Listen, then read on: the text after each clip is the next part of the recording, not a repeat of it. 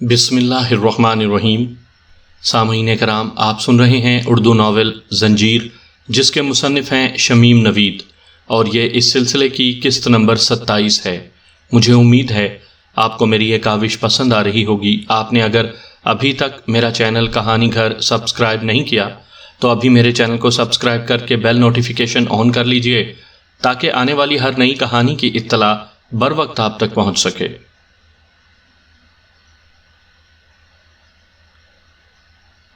میں نے غزنوی کو پستول کی زد پر لیتے ہوئے جمشید سے کہا، جمشید، اب تم نیچے جاؤ، تمہارے بعد غزنوی آئے گا۔ تم پستول کی زد پر لے کر اس کے ہاتھ پشت پر باندھ دینا اور منہ میں کپڑا ٹھونس دینا، بلکہ نہیں، اس کا منہ پہلے بند کر دو۔ کامریڈ، میں سچ کہہ رہا ہوں۔ غزنوی کا لہجہ اب بھی روحاں تھا۔ میں تمہیں اپنی صفائی پیش کرنے کا پورا موقع دوں گا غزنوی، میں نے کہا، اب خاموش ہو جاؤ۔ جمشید نے غزنوی کے منہ میں رومال ٹھونس کر ایک کپڑا باندھ دیا، پھر اپنا تھیلا اور پستول لے کر رسی کے سہارے کھڑکی سے نیچے کھڈ میں اتر گیا۔ اس کے بعد غزنوی کو بھی نیچے اترنا ہی پڑا۔ میں کھڑکی میں جھک کر اسے پستول کی زد پر لیے ہوئے تھا۔ نیچے یقیناً جمشید نے بھی اسے پستول کی زد پر لے رکھا ہوگا۔ غزنوی جب نصف رسی کا فاصلہ طے کر چکا تو میں تیزی سے اپنے کام میں مصروف ہو گیا۔ میں نے مٹی کے تیل کا کنستر اٹھایا اور چوبی فرش پر ہر طرف مٹی کا تیل چھڑک دیا۔ میں نے تمام کپڑوں اور بستروں پر بھی تیل چھڑک دیا۔ میرا تھیلا میرے شانے سے لٹکا ہوا تھا اور اب میں فرار کے لیے تیار تھا۔ میں نے پستول سے ایک فائر کیا اور خود ہی زور سے چیخ ماری، پھر دوسرا، تیسرا اور چوتھا فائر کیا۔ ہر فائر کے ساتھ میں آوازیں بدل بدل کر آزاد ہندوستان زندہ باد کا نعرہ لگایا، پھر ماچس کی تیلی جلا کر بستر پر پھینک دی۔ مٹی کے تیل سے بھیگے ہوئے کپڑے اور چوبی فرش نے دیکھتے ہی دیکھتے آگ پکڑ لی۔ دونوں طرف کے زینوں پر میں نے چڑھتے قدموں کی آوازیں سنی تھیں۔ جس وقت دروازوں کو تھپ تھپایا جا رہا تھا، میں کھڑکی کی راہ سے رسی کے سہارے نیچے اتر رہا تھا۔ کھڈ میں جس جگہ میں اترا تھا وہاں بچھو گھاس کے بڑے بڑے پودے تھے۔ میں ان سے گزر کر قدرے ہموار سطح پر آیا۔ بدن کے کھلے ہوئے حصوں پر جہاں جہاں بچھو گھاس مس ہوئی تھی وہاں آگ اور جلن پیدا ہو گئی تھی۔ کئی جگہ شیشے کے ٹکڑے بھی جسم میں چبھے تھے، مگر اس وقت مجھے ان تکلیفوں پر غور کرنے کا وقت نہیں تھا۔ میں نے رسی کے دونوں سروں پر لگے ہوئی گرہ کھولی اور رسی کو نیچے کھینچ لیا۔ اوپر مکان میں آگ خوب بھڑک رہی تھی۔ پولیس پارٹیاں مکان کے دونوں دروازوں کو توڑنے کی کوششیں کر رہی تھیں۔ ایک ہنگامہ جاری تھا۔ اس وقت ہم چاروں کھڈ میں بہت دور نکل آئے تھے، جہاں مکان میں بھڑکتی آگ کی روشنی بھی نہیں پہنچ سکتی تھی۔ میں نے مکان میں آگ لگانے کا فیصلہ اسی لیے کیا تھا کہ پولیس فوری طور پر ہمارے فرار کی راہ کے بارے میں نہ سوچ سکے اور محض یہ اندازہ لگائے کہ ہم نے پولیس کے ہاتھوں گرفتار ہونے کے بجائے خودکشی کرنے کا فیصلہ کیا تھا۔ محب وطن افراد کے ایسے اقدامات کوئی نئی یا انوکھی بات نہیں تھی۔ مجھے یقین تھا کہ آگ بجھنے کے بعد جب پولیس کو وہاں کوئی لاش نہیں ملے گی تو اسے اس نتیجے پر پہنچنے میں کوئی دیر نہیں لگے گی کہ ہم کھڑکیوں کی راہ انہیں جل دے کر فرار ہو گئے ہیں، مگر اس وقت تک ہم پولیس کی پہنچ سے بہت دور جا چکے ہوں گے۔ اس مکان سے ہم فرار تو ہو گئے تھے، لیکن اب مسئلہ کوئی جائے پناہ ڈھونڈنے کا تھا۔ میں تیز تیز چلتا ہوا اسی بارے میں سوچ رہا تھا۔ غالباً ہم میں سے ہر شخص یہی سوچ رہا تھا۔ کافی دور نکل آنے کے بعد ایک مقام پر پہنچ کر کوہستانی نے مجھ سے کہا، اب کہاں جانے کا ارادہ ہے کامریڈ؟ یہ موسم ایسا ہے کہ بہت سے مکان خالی ہیں۔ میں چاہتا ہوں کہ کسی ایسے ہی مکان میں پناہ لے لی جائے، مگر ایسا مکان میرے خیال کے مطابق چھوٹے شملے میں نہیں ہونا چاہیے۔ کیا اس سلسلے میں کوئی مدد کر سکتا ہوں؟ کوہستانی نے دریافت کیا۔ میں دو ایک مکانات سے واقف ہوں اور میرا خیال ہے وہ محفوظ بھی ثابت ہوں گے۔ اس میں پوچھنے کی کیا ضرورت ہے؟ میں نے کہا، اس لیے کہ آپ ہماری ٹیم کے کمانڈر ہیں۔ کوہستانی نے کہا، اگر میں کمانڈر ہوتا تو مجھے آپ سے پوچھنے کی ضرورت نہ ہوتی۔ اس کے علاوہ غزنوی کے واقعے کے بعد شاید آپ کو کسی پر اعتماد نہ رہا ہو۔ اس کا آخری جملہ ایک طرح سے درست بھی تھا اور ایک اعتبار سے غلط بھی۔ میں نے غزنوی کو امروہے میں پرکھا تھا، پھر کیمبرلے کے اغوا کے مہم میں اس نے ایک اہم ذمہ داری بخوبی انجام دی تھی۔ اگر اس کے دل میں پہلے سے کوئی کھوٹ ہوتا تو وہ کم از کم کیمبرلے کے اغوا کو تو ناکام بنا ہی سکتا تھا۔ گویا جو کچھ ہوا تھا کیمبرلے کی مہم کے بعد ہی ہوا تھا، ہو سکتا ہے کہ وہ سچ ہی کہہ رہا ہو سکتا ہے کہ غزنوی کے بیوی بچے اور بہن کو اغوا کروا لیا گیا ہو۔ میرے ذہن میں غزنوی کے بارے میں یکے بعد دیگرے کئی باتیں ابھری تھیں۔ فی الحال کسی پناہ گاہ کی تلاش تمہاری ہی ذمہ داری ہے، میں نے گویا اس پر اعتماد کا اظہار کر دیا۔ تو پھر آئیے۔ کوہستانی دائیں جانب ایک پہاڑی پگڈنڈی پر مڑ گیا۔ اب ہم بڑے شملے کے قریب ترین حصے کی طرف چلیں گے۔ اب مجھے خیال آیا کہ جلتے مکان سے فرار ہو کر اس طرف آنے میں میرے ارادے کو کوئی دخل نہیں تھا۔ مجھے پتہ ہی نہ تھا کہ وہاں مجھے کس سمت جانا ہے۔ میں تو بس رسی کو کھینچ کر اسے لپیٹتا ہوا ان تینوں کے پیچھے آ گیا تھا۔ آگے جمشید تھا، اس کے پیچھے غزنوی، پھر کوہستانی۔ اس نے یقیناً اس پگڈنڈی پر پہنچنے کے بعد مجھ سے سوال کیا تھا، کیونکہ میں پگڈنڈی سے آگے نکل گیا تھا۔ اب ہم اس پگڈنڈی پر چڑھتے ہوئے جا رہے تھے۔ سامنے شملے کی روشنیاں جھلملا رہی تھیں۔ اس مکان میں جس تک کوہستانی نے ہماری رہنمائی کی تھی، ہمارے قیام کو دوسرا دن تھا۔ اگلے دن میں نے کسی کو وہاں سے نکلنے کی اجازت نہیں دی تھی۔ اس مکان میں ضرورت کی ہر چیز موجود تھی، لہٰذا ہمیں کھانے پینے کے لیے باہر جانے کی ضرورت محسوس نہیں ہوئی۔ یہ مکان کوہستانی کے کسی دوست کا تھا، جس کی چابی کوہستانی کے پاس ہی تھی۔ کوہستانی نے مجھے بتایا تھا کہ وہ شملے ہی کے قریب سولن کا رہنے والا ہے۔ اس کا دوست اپنی بیوی بچوں کے ساتھ 1 ماہ کے لیے امبالے گیا ہوا تھا اور گھر کی چابی اسے دے گیا تھا۔ دوسرے دن میں نے جمشید کو باہر جانے کی اجازت دے دی۔ اس نے بتایا تھا کہ شملے میں اس نے اپنے کسی اینگلو انڈین دوست کو یہ نہیں بتایا تھا کہ وہ کہاں مقیم ہے۔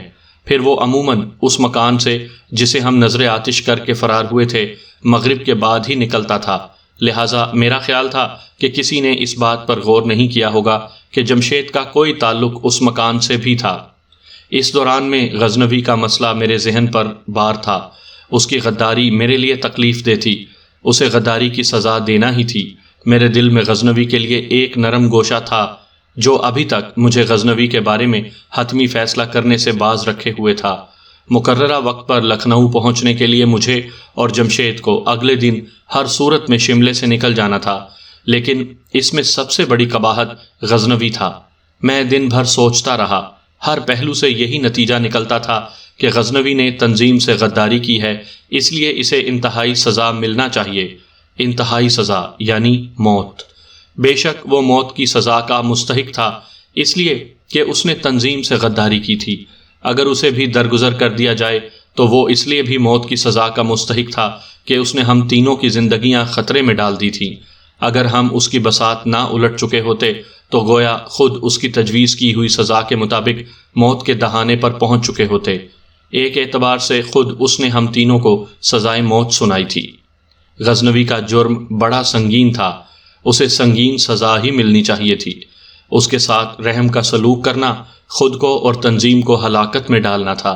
اسے معاف کرنا اس مقصد سے غداری تھا جس کے لیے ہم سب اپنے سروں کو ہتھیلیوں کا چراغ بنائے ہوئے تھے۔ سو اس رات جب جمشید واپس آ گیا تو عدالت سجی۔ اس کا مدعی بھی میں تھا اور منصف بھی میں۔ غزنوی اپنی صفائی میں اس کے سوا کوئی دلیل پیش نہ کر سکا کہ پولیس نے اس کی بیوی، بہن اور بچے کو اغوا کر لیا تھا اور اسے مجبور کر دیا تھا کہ وہ تنظیم سے متعلق اپنے ساتھیوں کے نام پتے بتا دے۔ پولیس تم تک کس طرح پہنچی؟ تم پولیس کے مخبر کیسے بنے؟ میں نے اس سے سوال کیا۔ کیمبرلے کے اغوا کے بعد ہدایات کے مطابق میں اگلے ہی روز یہاں سے اپنے شہر چورا چوری چلا گیا تھا۔ وہاں میں نے اپنے چچا زاد بھائی کو، جسے میں بڑا اچھا دوست سمجھتا تھا، جو میرا ہم عمر ہے، جو بچپن سے میرے ساتھ پلا بڑا ہے، پہلی مرتبہ اس تنظیم سے اپنی وابستگی کے بارے میں بتایا۔ بس یہی میری غلطی تھی۔ وہ بھی حب الوطنی کا زبردست دعوے دار تھا۔ میں نے تنظیم کے بارے میں اسے بتایا۔ میں چاہتا تھا کہ وہ بھی تنظیم میں شامل ہو جائے اور اس طرح وہ دوستی اور رفاقت مزید پائیدار ہو جائے جو میرے اور اس کے درمیان بچپن سے قائم ہے۔ اس نے حامی بھر لی۔ یقین مانیے کہ میری مسرت کا کوئی ٹھکانہ نہ رہا۔ پھر میں نے اسے تنظیم کے مختلف مہموں کے بارے میں بتایا اور کیمبرلے کے اغوا کے بارے میں بھی بتایا۔ اس کے بعد وہ روزانہ مجھ سے تنظیم کے بارے میں معلومات حاصل کرتا رہا۔ تنظیم کے انداز کار کے بارے میں پوچھتا، ساتھیوں کے بارے میں پوچھتا، لیکن یہ ایسی باتیں تھیں جن کے صحیح جواب میں نے اسے کبھی نہیں دیے۔ پھر ایک دن میرے ایک دوست نے، جو پولیس میں ملازم تھا، مجھے بتایا کہ میرا چچا زاد بھائی میرے خلاف مخبر بن گیا ہے۔ وہ دراصل خفیہ میں ملازم تھا اور اس نے یہ بات مجھ سے ہمیشہ چھپائے رکھی تھی۔ جو ہی مجھے یہ خبر ملی میں نے وہاں سے فرار ہونے کا منصوبہ بنایا، لیکن اسی رات میرے گھر پر غنڈوں نے دھاوا بول دیا۔ میری بیوی، بچے اور بہن کو اغوا کر لیا گیا۔ ہنگامہ ہونے کے تھوڑی ہی دیر بعد پولیس وہاں پہنچی۔ اس پولیس پارٹی کے ساتھ خفیہ کا ایک اعلیٰ آفیسر بھی تھا جو شملے سے کیمبرلے کے اغوا کے بارے میں پوچھ گچھ کے لیے وہاں گیا تھا۔ اس نے بہت کچھ پوچھنا چاہا مگر میں انکار کرتا رہا۔ پھر مجھے پولیس ایک جگہ لے گئی جہاں میری بیوی، بچے اور بہن کو رکھا گیا تھا۔ اس پولیس افسر نے میرے سامنے میری بیوی اور میری بہن کے کپڑے تار تار کر ڈالے، انہیں اریاں کر دیا، میرے بچوں کو ٹانگوں کے بل لٹکا دیا۔ پھر اس نے کہا، تیری بیوی اور تیری بہن صبح کو اس حالت میں بھی مل سکتی ہیں کہ اٹھنے کے قابل نہ رہیں۔ پولیس کے یہ سانڈ رات بھر تیری آنکھوں کے سامنے ان کے جسموں کو بھنبوڑتے رہیں گے۔ پھر بھی تو نے زبان نہ کھولی تو یہ بچہ جو میرے ہاتھوں میں ٹانگوں کے بل جھول رہا ہے سامنے دیوار سے جا ٹکرائے گا، اس کا بھیجا پاش پاش ہو جائے گا۔ پھر بھی نہیں بتائے گا تو تیری ماں کو ان سانڈوں کے آگے ڈال دیا جائے گا۔ اور میں نے محسوس کر لیا کہ یہ محض دھمکی نہیں تھی۔ غزنوی بلک پڑا، بتاؤ کامریڈ، میں کیا کرتا کامریڈ؟ اس کی دردناک داستان سن کر میری رگوں میں جیسے خون کی گردش تھم کر رہ گئی تھی۔ میرا دل دھڑکنا بھول گیا تھا۔ کمرے میں ایک تکلیف دہ سناٹا پھیل گیا۔ غزنوی کی ہچکیاں کمرے میں گونجتی رہیں۔ سچ کہہ رہا ہوں کامریڈ، سچ، اس دھرتی کی قسم، اپنی ماں کی قسم، میری غلطی تھی کہ میں نے اپنے چچا زاد بھائی کو نہ پہچانا۔ میں نے اسے تنظیم کے بارے میں بتایا مگر میں نے وہ بھی تنظیم کی بھلائی کے لیے ہی کیا تھا۔ مجھے کیا پتا تھا کہ یہ ہو جائے گا۔ اس کی ہچکیاں اور بلند ہو گئیں۔ میں نے جمشید اور کوہستانی کی طرف دیکھا۔ وہ یوں سر جھکائے بیٹھے تھے جیسے وہی مجرم ہوں۔ تمہارا کیا خیال ہے جمشید؟ میں نے دریافت کیا۔ تم نے ملزم کا بیان سن لیا ہے، آپ جو فیصلہ کریں میں اس سے متفق ہوں۔ جمشید کی کمزور آواز ابھری۔ اور تمہارا کیا خیال ہے کوہستانی؟ فیصلہ کیجئے، میں آپ کے ساتھ ہوں، کوہستانی نے سر جھکائے ہوئے کہا۔ ان دونوں نے فیصلے کا بھار مجھ پر ڈال دیا تھا۔ میں سر جھکائے سوچتا رہا۔ پھر میں نے غزنوی سے کہا، غزنوی، اس کے باوجود تمہارے پاس ایک راستہ تھا۔ کون سا راستہ؟ غزنوی نے بھیگی آنکھوں سے مجھے دیکھتے ہوئے لرزتے ہوئے لہجے میں کہا، یہ کہ تم اس صورتحال سے پہلی فرصت میں تنظیم کو آگاہ کرتے۔ میں نے کہا، مگر مجھے موقع ہی کہاں ملا؟ وہ انسانیت سوز منظر دیکھنے کے بعد میں ٹوٹ کر رہ گیا تھا۔ اسی دن وہ مجھے وہاں سے شملے لے کر چل دیے۔ تم آج ہمارے پاس پہنچنے کے فوراً بعد ہمیں اس صورتحال سے آگاہ کر دیتے۔ میں نے کہا، میں نے کئی مرتبہ سوچا کامریڈ۔ غزنوی نے کہا، مگر ہر مرتبہ برہنہ بیوی اور بہن کی تصویریں، پلے ہوئے سانڈوں اور اس خفیہ کے افسر کے ہاتھوں میں لٹکتا ہوا اپنے بچے کا جسم میری آنکھوں میں پھر جاتا تھا۔ غزنوی نے کہا، میں انہیں ان خبیثوں، ان درندوں سے بچانا چاہتا ہوں کامریڈ۔ تم بہرحال تنظیم کے غدار ہو، میں تمہارے لیے سزائے موت تجویز کرتا ہوں۔ میں نے اس تکلیف دہ صورتحال کو مختصر کرنے کے لیے کہا۔ یہ الفاظ کہتے ہوئے میرے کانوں میں تیز سیٹیاں سی گونجنے لگیں۔ مجھے خود اپنی آواز اجنبی سی محسوس ہوئی۔ نہیں نہیں نہیں، غزنوی کی چیخیں مجھے بہت دور سے آتی سنائی دیں۔ میں نے کمرے میں ادھر ادھر دیکھا، ہر چیز گھوم رہی تھی، ہر چیز گڑمٹ تھی۔ کیا کہا آپ نے؟ جمشید کو بھی جیسے اپنے کانوں پر یقین نہیں آیا تھا۔ سزائے موت، یہی غداری کی سزا ہے، تنظیم کا یہی اصول ہے، اسے پھانسی دینے کا انتظام کرو۔ صبح جب ہم اس گھر سے نکلیں گے تو اسے پھانسی دے کر نکلیں گے۔ میں یہ کہہ کر اس کرسی سے اٹھ گیا جو صدر عدالت کی کرسی کے طور پر استعمال کی گئی تھی۔ تمہارا فیصلہ غلط ہے کامریڈ، فیصلہ غلط ہے، غزنوی نے چیخ کر کہا۔ کاش میرا فیصلہ غلط ہوتا تو اس سے زیادہ خوشی مجھے کسی بات سے نہ ہوتی۔ میں نے واقعی بڑے دکھ سے کہا تھا۔ میری آواز بھر آ گئی تھی، آنکھوں کے گوشوں میں نمی پھوٹ آئی تھی اور میں خوب زور زور سے رونا چاہتا تھا۔ پھر میں ایک دم اٹھا۔ جمشید اور کوہستانی بھی اپنی کرسیوں سے اٹھ گئے۔ جمشید، کوہستانی، غزنوی نے رحم طلب انداز میں کہا، میں تمہارے آگے ہاتھ جوڑتا ہوں، میں تم سے رحم کی بھیک مانگتا ہوں، مجھے چھوڑ دو، اس کا منہ بند کر دو جمشید، میں نے بھرائی ہوئی آواز میں کہا۔ غزنوی کی آواز جیسے میرا دل نوچ رہی تھی۔ وہ دونوں اس کے منہ میں رومال ٹھونس ہی رہے تھے کہ روشن دان پر مخصوص دستک سنائی دی۔ ہم سب نے چونک کر اوپر دیکھا۔ اسی وقت سالار اعظم کی مخصوص کھرکھراتی آواز سنائی دی، تمہارا فیصلہ غلط ہے، دروازہ کھولو۔ کوہستانی لپک کر دروازہ کھولنے گیا۔ میں نے اطمینان کا گہرا سانس لیا۔ غزنوی کو سزا سنانے کے بعد میرے سینے پر جو بھاری بوجھ آن پڑا تھا وہ ہٹ گیا۔ میں نے جمشید کی طرف اور پھر غزنوی کی طرف دیکھا۔ غزنوی کی آنکھوں میں جہاں چند لمحے قبل موت کی پرچھائیاں رقصاں تھیں، زندگی کی چمک عود کر آئی تھی۔ سالار اعظم کمرے میں آ گیا تھا۔ طے شدہ اصول کے مطابق لالٹین کی روشنی کم کر کے اسے کونے میں رکھ دیا گیا تھا۔ میں دیکھ رہا ہوں شیرازی، سالار نے کہا تھا، تم لوگوں کو سزائے موت دینے کا بڑا شوق ہو گیا ہے۔ حالات ہی ایسے تھے جناب، میں نے کہا۔ سالار اعظم کے کہنے پر عدالت پھر سجی۔ میں ایک مرتبہ پھر صدر عدالت کی کرسی پر بیٹھا تھا۔ سالار نے کہا تھا کہ وہ غزنوی کی صفائی میں کچھ کہنا چاہتا ہے، اور تنظیم کے ایک عام کارکن کی حیثیت سے سالار نے کئی دلیلیں پیش کیں۔ ان میں بیشتر دلیلیں خالص جذباتی اور انسانی رشتوں کے تقدس کی بنیاد پر قائم کی گئی تھیں۔ اس کی آخری دلیل یہ تھی کہ قوانین انسان کے تحفظ کے لیے بنائے جاتے ہیں، انسان کو قانون کا شکار بنانے کے لیے نہیں۔ میں نے ایک مرتبہ پھر تمام لوگوں کا جائزہ لیا اور نہایت مختصر بیان کے ساتھ یہ تمام دلیلیں رد کر دیں۔ میں نے کہا، قانون کو انسانی رشتوں اور جذباتیت سے کوئی علاقہ نہیں ہوتا، وہ ایک خاص جرم کی خاص سزا مقرر کرتا ہے۔ انصاف انسانی رشتوں اور ان کے تقدس، دوستی، محبت اور نفرت سے بلند ہوتا ہے۔ انصاف کرتے ہوئے ان میں سے کسی چیز کو پیش نظر نہیں رکھا جاتا۔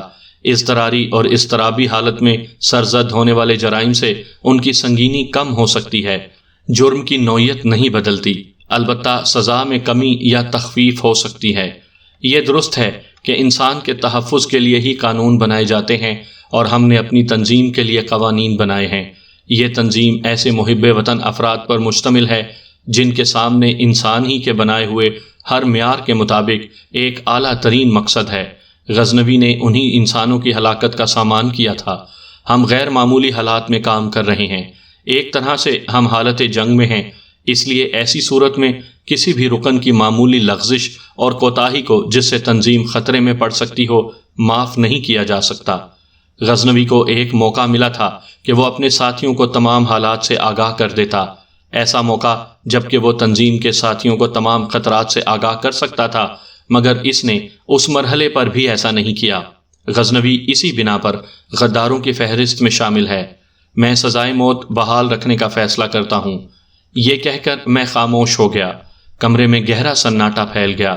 چند لمحے انتظار کے بعد کہ شاید سالار اعظم کچھ کہیں، میں نے پھر بولنا شروع کیا۔ اب ہمارے پاس وقت کم رہ گیا ہے۔ غزنوی کو پھانسی کی سزا دینے کا انتظام کیا جائے۔ اس سے قبل کہ میں کرسی سے اٹھتا، سالار اعظم کی کھرکھراتی آواز ابھری، چند واقعات اور ایسے ہیں جو میں مناسب سمجھتا ہوں کہ اس وقت عدالت کے سامنے پیش کر دیے جائیں۔ انسانی جان اتنی ارزاں نہیں ہوتی کہ اسے اتنی آسانی کے ساتھ سولی پر لٹکا دیا جائے۔ میں بتاتا ہوں کہ غزنوی نے واقعات کو بیان کرنے میں بعض حقائق سامنے لانے سے گریز کیا ہے، ایسے حقائق جو اس کی زندگی کے ضامن بن سکتے ہیں۔ میں پوری دیانت کے ساتھ عدالت کو بتاتا ہوں، اس کے باوجود کہ غزنوی کی بیوی، بہن اور بچہ اغوا کر لیے گئے تھے، اس نے پہلی فرصت میں تنظیم کو تمام حالات سے آگاہ کر دیا تھا۔ پھر سالار اعظم نے تفصیل کے ساتھ وہ حالات بتائے جن کا لب لباب یہ تھا کہ شملے سے جانے والے افسر نے اس کی بیوی اور بہن کو عریاں کرنے اور بچے کو ٹانگوں سے لٹکا کر جھلانے کا مظاہرہ کرنے کے بعد اسے چھوڑ دیا تھا اور کہا تھا کہ وہ شام تک یہ فیصلہ کر لے کہ اسے حکومت سے تعاون کرتے ہوئے تنظیم کے بارے میں جو کچھ معلوم ہے بتانا ہے یا نہیں۔ اسے یہ بھی دھمکی دی گئی تھی کہ پولیس اس کی کڑی نگرانی کرتی رہے گی، لہٰذا اسے فرار ہونے کا خیال بھی دل سے نکال دینا چاہیے۔ سو وہ گھر پہنچا۔ اس نے اپنے طور پر ایک منصوبہ بنایا اور اس منصوبے سے سالار اعظم کو ایک خط کے ذریعے آگاہ کر دیا۔ یہ خط غزنوی نے اسی پولیس والے کو دے دیا تھا جس نے اسے خطرے سے قبل از وقت آگاہ کر دیا تھا۔ وہ پولیس والا بھی تنظیم کے اراکین میں شامل تھا۔ سالار نے بتایا تھا کہ غزنوی ان چند سرفروشوں میں سے ہے جنہیں یہ علم ہے کہ ہنگامی حالات میں سالار اعظم سے کس طرح رابطہ قائم کیا جا سکتا ہے۔ پھر وہ بہت گھما پھرا کر پولیس والوں کو امروہے، لکھنؤ اور پھر بمبئی لے گیا۔ وہ جانتا تھا کہ سالار اعظم بمبئی میں ہے، اس لیے چاہتا تھا کہ جب پولیس کو لے کر بمبئی پہنچے تو سالار اعظم کو پہلے سے تمام حالات کا علم ہو چکا ہو۔ بمبئی میں وہ اس پنواڑی سے ملا جو اراکین کے درمیان رابطے کا کام دیتا تھا۔ سالار نے اپنی بات جاری رکھتے ہوئے کہا، اس پنواڑی سے میں 2 دن قبل مل چکا تھا اور اسے ایک لفافہ دے دیا تھا۔ میں نے اس سے کہا تھا کہ 3 دن بعد میرا ایک دوست آئے گا، اسے یہ لفافہ دے دینا اور کہہ دینا کہ میں اس کا انتظار نہیں کر سکا، اس لیے شملے چلا گیا ہوں۔ میں نے اس خط میں کیمبرلے کے اغوا کا اشاروں میں ذکر کیا تھا، لیکن یہ اشارے اتنے واضح تھے کہ شملے کے خفیہ افسر کو یہ سمجھنے میں کوئی دیر نہیں لگتی کہ خط میں کیمبرلے کا ذکر کیا گیا ہے۔ میں نے اس خط میں یہ بھی لکھا تھا کہ کیمبرلے نے کیونکہ زبان نہیں کھولی ہے لہٰذا اسے شملے سے منتقل کرنے کا فیصلہ کیا گیا ہے، اسی لیے میں شملے جا رہا ہوں۔ میں نے اپنے دوست سے یہ بھی کہا تھا کہ اب میں بمبئی میں موجود نہیں ہوں، لہٰذا بمبئی کے کارکنوں کے سامنے وہ خود کو سالار اعظم کے طور پر پیش کرے۔ بہرحال غزنوی اس پنواڑی کے پاس پہنچا۔ پولیس اس کے ساتھ سادہ لباس میں تھی۔ پنواڑی نے غزنوی کو بتایا کہ میں شملے گیا ہوا ہوں اور اختر صاحب کے نام ایک لفافہ دے گیا ہوں جو 2 دن بعد آنے والے ہیں۔ پھر پولیس نے اس پنواڑی سے وہ خط لے لیا اور پوچھ گچھ کے لیے اس کو اپنے ساتھ لے گئی۔ ہماری توقع کے مطابق خفیہ کا اعلیٰ افسر اس خط کے مضمون کی وجہ سے غزنوی کو لے کر سیدھا شملے میں پہنچا۔ بعد کے واقعات تمہارے سامنے ہیں۔ ہم سب بے یقینی کے عالم میں ایک دوسرے کو دیکھ رہے تھے۔ مگر جناب، میں نے کہا، اگر ہم غزنوی کو اسی وقت جب اس نے پولیس والوں کو، تو کیا پولیس کا چھاپا محض دکھاوا تھا کیا؟ مگر غزنوی پولیس سے کیسے رہا ہوا؟ میری سمجھ میں نہیں آ رہا تھا کہ کیا سوال کروں، کیا نہ کروں۔ میں سب کچھ بتاتا ہوں، سالار اعظم نے کہا، پہلے غزنوی کا منہ تو کھول دو۔ جمشید نے لپک کر غزنوی کا منہ کھولا، پھر اس کے ہاتھ بھی کھول دیے۔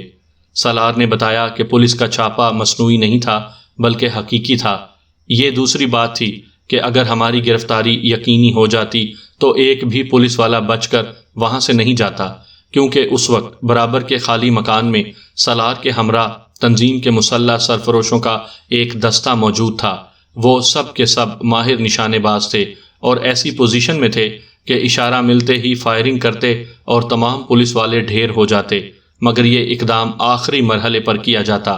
سالار نے بتایا کہ اس نے دن ہی میں اس مکان کا جائزہ لیا تھا اور کھڑکی کی طرف سے جائزہ لیتے ہوئے رسی بھی اس کی نظر میں آ گئی تھی، جس کا کچھ حصہ کھڑکیوں کی چوکھٹ پر پڑا ہوا تھا۔ رسی کے اسی حصے کو دیکھ کر سالار نے یہ صحیح قیاس کیا تھا کہ ہنگامی صورتحال میں ہم اس راہ سے فرار ہوں گے۔ پھر سالار نے یہ بھی بتایا کہ ہماری خوش قسمتی تھی کہ غزنوی کی گرفتاری کے بعد چورا چوری سے اس سپاہی کو ہر جگہ ساتھ لے جایا گیا جو تنظیم کا کارکن اور غزنوی کا قدیم دوست تھا۔ اسی کے توسط سے غزنوی کو یہ بتایا گیا تھا کہ اسے کیا کرنا ہے۔ اسی کے ذریعے غزنوی کو میرے نام لالی کا ایک مختصر سا خط بھی دیا گیا تھا۔ یہ خط سالار نے لالی سے بمبئی میں ہی لکھوا لیا تھا۔ سالار نے ان حالات کو ایک خاص انداز میں اپنی انتہا تک پہنچانے کا منصوبہ بنایا تھا۔ آخر میں سالار نے کہا، خدا کا شکر ہے کہ سب کچھ اسی طرح ہوا جیسے میں نے سوچا تھا۔ غزنوی نے وہ خط جیب سے نکال کر میری طرف بڑھا دیا۔ سالار نے کہا، میں جانتا تھا کہ شیرازی لالی کی تحریر سے آشنا ہے۔ اس خط کا مضمون غزنوی کی بے گناہی اور تنظیم سے اس کی وفاداری کا ٹھوس ثبوت ہے۔ اگر تم اس وقت غزنوی کو ہلاک کرنے کا فیصلہ کرتے جب پولیس نے چھاپا مارا تھا تو وہ یہ خط تمہیں پیش کر دیتا۔ بہرحال میں خوش ہوں کہ غزنوی آزمائش کے اس سنگین مرحلے پر پورا اترا۔ میں خوش ہوں کہ تم سب بھی اس امتحان میں کامیاب رہے کہ تم نے غزنوی کی تمام رفاقتوں اور ماضی میں تنظیم کے لیے اس کی خدمات کا لحاظ کیے بغیر اس کے لیے وہی سزا تجویز کی جس کا وہ مستحق ہو سکتا تھا، اور اس سلسلے میں تم نے میری دلیلوں کو بھی درخور اعتنا نہ سمجھا۔ پھر ہم تینوں غزنوی سے باری باری گلے ملے۔ میں نے غزنوی سے معافی مانگی۔ غزنوی نے مجھے سینے سے چمٹاتے ہوئے کہا، نہیں میرے دوست، معافی کی کوئی ضرورت نہیں ہے۔ اگر تمہاری جگہ میں ہوتا تو میں بھی یہی فیصلہ کرتا۔ میں جانتا تھا کہ وہ ٹھیک کہہ رہا ہے، وہ ایسا ہی کرتا، وہ ایسا کر سکتا تھا، کیونکہ اس نے انتہائی سنگین حالات میں بھی تنظیم سے اپنی وفاداری برقرار رکھی تھی۔ ہم اس وقت مسرت اور خوشی کے جذبات سے اتنے مغلوب تھے کہ سالار اعظم کی موجودگی کو بھی ایک طرح سے فراموش کر بیٹھے تھے۔ اسی دوران میں سالار اعظم کی آواز ابھری، بس بھائی۔ اس کا لہجہ جذبات سے بوجھل تھا۔ اب تم لوگوں کو یہاں سے فرار ہونے کے بارے میں سوچنا چاہیے۔ سب سے پہلے شیرازی اور جمشید کو جانا ہے تاکہ وہ مقررہ وقت پر لکھنؤ پہنچ سکیں۔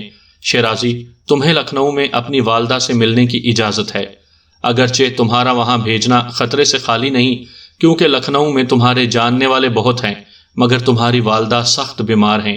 تمہیں ان سے ضرور ملنا چاہیے، لیکن اگر خطرہ ہو تو تم ملنے سے گریز کرنا۔ پرنس آف ویلز کے دورے کے بعد تنظیم چورا چوری کی پولیس سے انتقام لے گی، اس کے بارے میں تمہیں مطلع کر دیا جائے گا۔ غزنوی اور کوہستانی فی الحال یہیں رہیں گے۔ حالات پھر ایسے ہو گئے تھے کہ شملے سے ہمارے فرار کی راہیں کم و بیش مسدود ہو کر رہ گئی تھیں۔ پولیس اور خفیہ نے شملے کی ناکہ بندی اتنی سخت کر دی تھی کہ کسی ذی روح کا اس کی نظر میں آئے بغیر جانا ممکن نہیں تھا، مگر سالار نے ہمارے فرار کا انتظام کر دیا تھا۔ میں اور جمشید تھوڑی ہی دیر بعد کوہستانی کی رہنمائی میں چھپتے چھپاتے ریلوے کوارٹرز پہنچے اور ایک کوارٹر پر دستک دی۔ فوراً ہی دروازہ کھلا، گویا دروازہ کھولنے والا ہمارے ہی انتظار میں بیٹھا تھا۔ وہ ریلوے انجن ڈرائیور تھا اور اگلی صبح سورج نکلنے سے پہلے ایک ٹرین لے جانے والا تھا۔ معلوم ہو گیا؟ کوہستانی نے داخل ہوتے ہی اس سے دریافت کیا۔ ہاں، ڈرائیور کے لہجے میں لرزش تھی، وہ بہت گھبرایا ہوا سا تھا، اس کے چہرے پر خوف کے آثار نمایاں تھے۔ کیا بات ہے، پریشان معلوم ہوتے ہو؟ کوہستانی نے سوال کیا۔ ہاں، اس نے پھر اسی انداز میں کہا، یہ پہلا موقع ہے کہ میں ایسا کام کر رہا ہوں۔ خیر، انجن ڈرائیور کی پریشانی بجا تھی۔ وہ ایک خصوصی ٹرین لے کر جا رہا تھا جس میں کئی انگریز، سول اور فوجی افسروں کو سوار ہونا تھا۔ وہ ایک سیدھا سادہ فرض شناس سا شخص دکھائی دیتا تھا۔ وہ بہت نروس قسم کا آدمی تھا، کسی وقت بھی اس کے اعصاب جواب دے سکتے تھے۔ وہ اٹھ کھڑا ہوا اور بولا، یہ تمہاری اور میری خوش قسمتی ہے کہ میرے دونوں ساتھی ایک ہی کوارٹر میں مقیم ہیں۔ تمہیں زیادہ تگ و دو نہیں کرنا پڑے گی، میں نے رات ہی ان سے کہہ دیا تھا کہ صبح انہیں لینے پہنچ جاؤں گا۔ پھر اس نے کوہستانی کو اس کوارٹر کا پتہ بتایا جس میں اس کے وہ دونوں ساتھی رہتے تھے جو انجن کی بھٹی میں کوئلہ جھونکتے تھے۔ جمشید کو وہیں انجن ڈرائیور کے پاس چھوڑ کر میں کوہستانی کے ساتھ باہر آ گیا۔ ہم اس کوارٹر کی طرف بڑھ رہے تھے جس کا پتہ انجن ڈرائیور نے بتایا تھا۔ یہ شخص نروس قسم کا ہے، میں نے کوہستانی سے کہا، کسی وقت بھی بزدلی دکھا سکتا ہے۔ نروس بھی ہے اور بزدل بھی، کوہستانی نے کہا، مگر ساتھ ہی اس وقت تک قابل اعتبار بھی ہے جب تک اس پر کوئی افتاد نہ پڑے۔ میں اسے جانتا ہوں، یہ میرے بچپن کا دوست ہے، یہیں شملے کا رہنے والا ہے۔ تھوڑی دیر میں ہم اس کوارٹر کے دروازے پر دستک دے رہے تھے جس کا پتہ انجن ڈرائیور نے بتایا تھا۔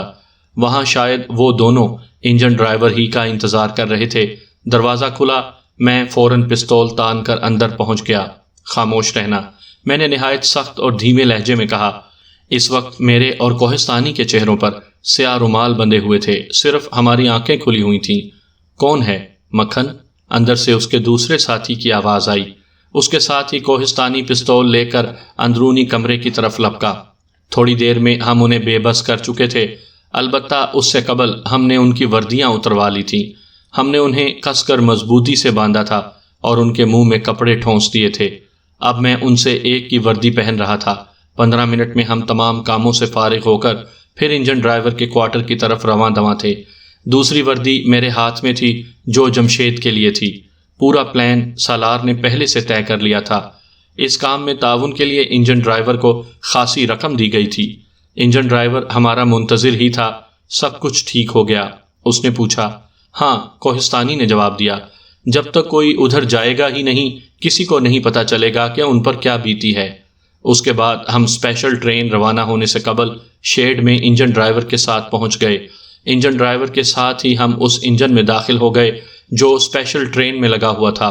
اس کے انجن میں داخل ہوتے ہی دوسرا ڈرائیور جو انجن کو شیڈ سے پلیٹ فارم پر لایا تھا انجن سے اتر گیا۔ اس نے یہ دیکھنے کی زحمت بھی گوارا نہیں کی تھی کہ انجن کی بھٹی میں کوئلہ جھونکنے والے کون ہیں کون نہیں۔ ظاہر ہے یہ سب کچھ معمول کے مطابق تھا، کہیں کسی گڑبڑ کا امکان معلوم نہیں ہوتا تھا۔ یوں شملے سے ہمارے فرار کا سامان ہوا۔ کالکا پہنچتے ہی ہم نے انجن ڈرائیور کو طے شدہ منصوبے کے مطابق باندھ دیا۔ ہم نے اس کے منہ میں بھی کپڑا ٹھونسا اور پلیٹ فارم کی دوسری جانب اتر کر ایک سمت بڑھتے چلے گئے۔ اگلے 3 ماہ ہندوستان کی تاریخ میں بڑے ہنگامی رہے۔ بمبئی میں پرنس آف ویلز کے ساحل پر اترتے ہی احتجاجی ہنگامے شروع ہو گئے۔ اگرچہ کانگریس کی انتہائی کوشش تھی کہ پرنس آف ویلز کے دورے کا مقاطع کرتے ہوئے احتجاج تشدد تک نہ پہنچے، لوگ صرف اپنی ناپسندیدگی کا اظہار نعروں سے کریں، لیکن ایسا نہ ہو سکا۔ ایسا ہو بھی کیسے سکتا تھا؟ وہاں مہندر کی قیادت میں ہماری تنظیم کے کارکن اس موقع پر پوری طرح تیار تھے۔ سالار کی سخت ہدایت تھی کہ اس موقع پر ہنگامے اتنی شدت اور قوت کے ساتھ ہوں کہ پورے ہندوستان میں دھوم مچ جائے اور دوسری جگہوں کے لوگوں کو بھی شے ملے۔